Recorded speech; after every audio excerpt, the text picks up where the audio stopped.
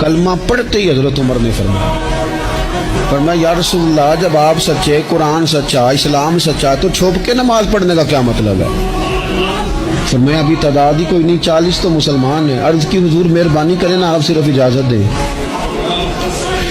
20 لوگوں کی صفیں بنا دی گئیں، ایک صف کے آگے حضرت عمر ہیں، ایک صف کے آگے حضرت امیر حمزہ ہیں۔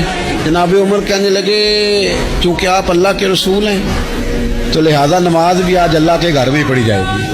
تو حضرت عمر بیت اللہ شریف کے بیچ کھڑے ہو کے نعرہ لگاتے ہیں، فرماتے ہیں میں عمر ہوں، تم مجھے بھی جانتے ہو، میرے باپ کو بھی جانتے ہو، تم میرا قبیلہ بھی جانتے ہو، میں نے پڑھ لیا ہے محبوب کا کلمہ۔ اب جس نے بچے یتیم کرانے ہو اور اپنی بیوی بیوہ کرانی ہو وہ آئے اور مجھے روکے۔ یہ محبوب اللہ کے ہیں اور گھر بھی اللہ کا ہے، تو نماز بھی آج اللہ کے گھر میں پڑھی جائے گی۔